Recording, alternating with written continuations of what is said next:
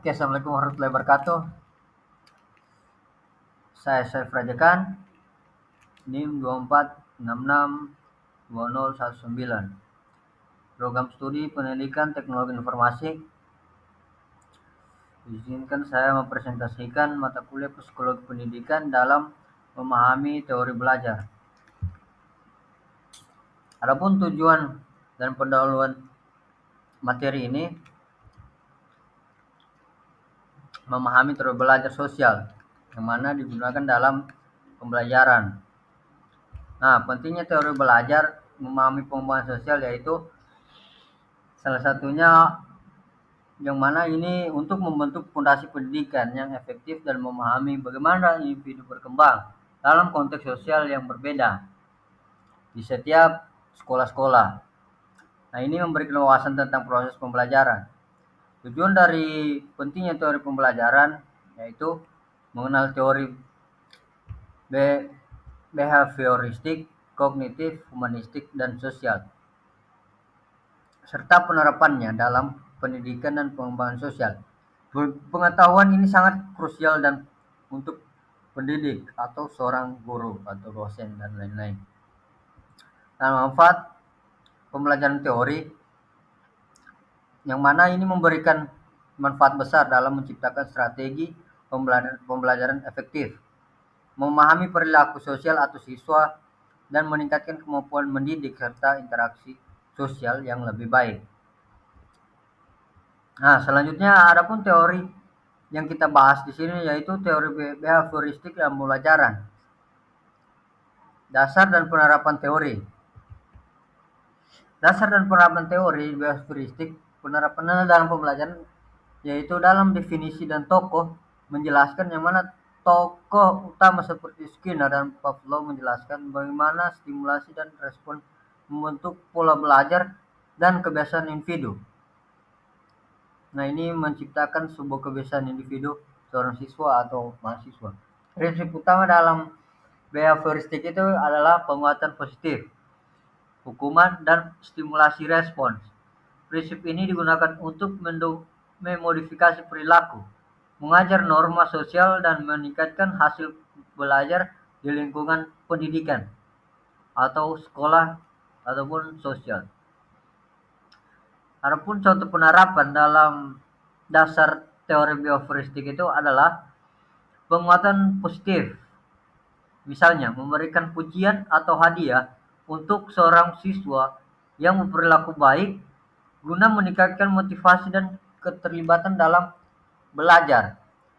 Nah, studi kasus dalam penerapan teori behavioristik ini adalah yang mana diterapkan dalam pengelolaan kelas melalui penguatan positif yang membuat menciptakan lingkungan belajar yang lebih efektif dan mendukung perkembangan sosial siswa. Nah, ini mungkin di gambar kedua bisa untuk hewan dan lain segala macam. Nah, teori selanjutnya yang kedua itu kognitif. Dalam pembelajaran pendekatan terhadap perkembangan. Di sini menjelaskan bagaimana seorang pendidik mendekatkan seorang siswa dalam pengembangan sosial. Pendekatan kognitif, teori belajar, dan sosial, pengembangan sosial. Definisi kognitif. Kognitif menjelaskan bagaimana proses mental seperti pemahaman dan ingatan memengaruhi cara individu belajar serta berinteraksi dalam konteks sosial yang beragam dinamis. Adapun tokoh utama dalam pendekatan kognitif ini yang terlibat yaitu Piaget dan Vygotsky, yang mana mengembangkan teori kognitif menekankan pentingnya perkembangan mental dan interaksi sosial dan pembelajaran serta bagaimana individu membentuk pengetahuan mereka. Jelas? Penerapan praktis yang sering digunakan oleh tokoh utama Piaget dan Vygotsky yaitu berbagai strategi pembelajaran seperti diskusi kelompok. Nah, ini mungkin jarang kita temui di zaman-zaman sekolah, nanti di zaman kampus baru mungkin kita ketemu, yaitu seperti diskusi kelompok yang mendorong interaksi sosial dan kolaborasi. Nah, di sini bisa menjelaskan bagaimana antara sudut pandang mahasiswa saling beradu argumen. serta membantu siswa memahami konsep lebih dalam melalui pengalaman bersama. Nah, di sini bagaimana seorang siswa atau mahasiswa saling menukar pikiran dan melalui pengalaman mereka selama di luar ataupun di dalam pendidikan.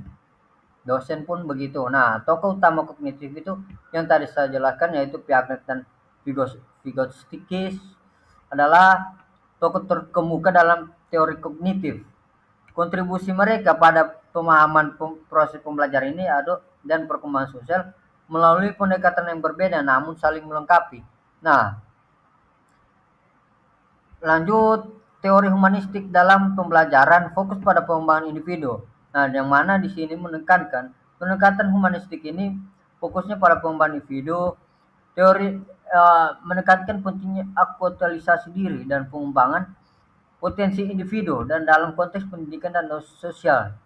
Nah, di teori humanistik ini ada tokoh-tokoh seperti Maslow dan Rogers menekankan pentingnya aktualisasi diri. Konsep utama yang dikemukakan oleh tokoh-tokoh tersebut yaitu hierarki kebutuhan, yang mana bertujuan untuk memenuhi kebutuhan emosional dan intelektual mereka. Di sini berpusat pada siswa. Implikasi pendidikan, yang mana di sini pengembangan motivasi intrinsik, lingkungan belajar yang mendukung, memfasilitasi pertumbuhan individu yang lebih baik dan berdaya. Nah, di sini mungkin bisa kita lihat yang mana fasilitas ini sangat berpengaruh bagi pertumbuhan seorang mahasiswa atau siswa dalam pendidikan atau pengembangan motivasi interaktif. Lanjut, konsep utama teori humanistik yaitu memahami aspek-aspek kunci. Teori humanistik menekankan aktualisasi diri, kebutuhan hierarki, dan pembelajaran yang berpusat pada siswa, yang semua berkontribusi pada perkembangan individu yang optimal. Nah, ini ternyata fasilitasi sekolah ataupun kampus sangatlah penting bagi kebutuhan hierarki dan pembelajaran yang berpusat pada siswa atau perkembangan mahasiswa atau sosial dan pembelajaran. Nah, teori sosial dan pembelajaran, interaksi sosial dan pendidikan. Interaksi sosial dan pendidikan itu pusatnya perkembangan sosial.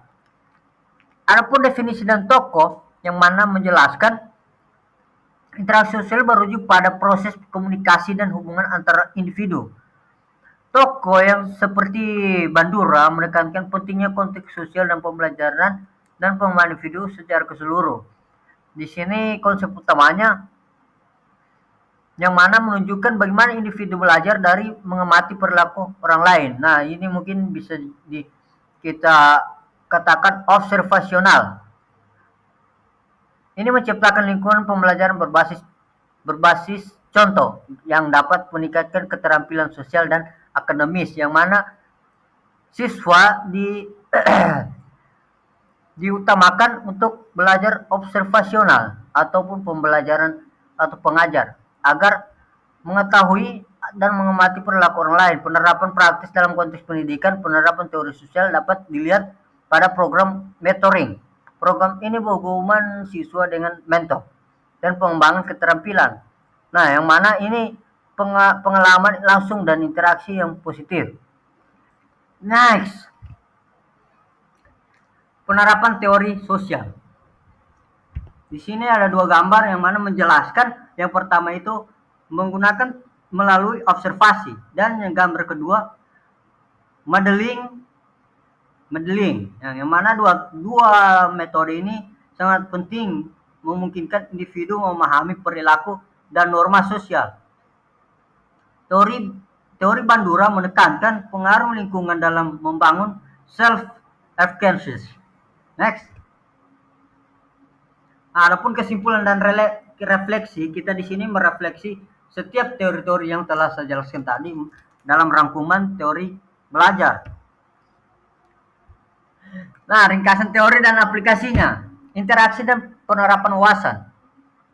Poin utama, mengintegrasikan teori belajar dan perkembangan sosial membantu menciptakan pendekatan yang lebih komprehensif dalam pendidikan, memahami dasar-dasar teori, behavioristik, kognitif, humanistik, dan sosial, memberikan wawasan yang diperlukan untuk merancang pengalaman belajar yang lebih efektif serta pengembangan sosial secara holistik.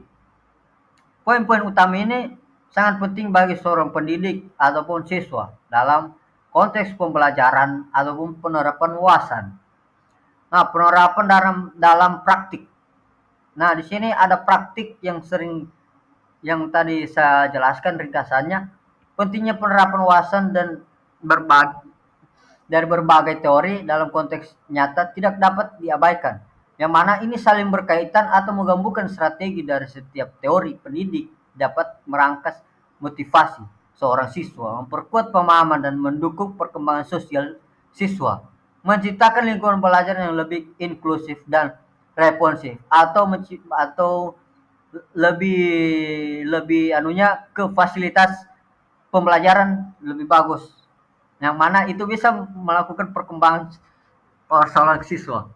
Ketika fasilitas tersebut tidak memadai, maka siswa akan kurang atau bermanfaat bagi diri sendiri. Oke, sekian, mungkin ada pertanyaan dari teman-teman semua atau komentar, mungkin bisa dikomen di bawah ini. Sekian dari saya, wallahu musta'an. Assalamualaikum warahmatullahi wabarakatuh.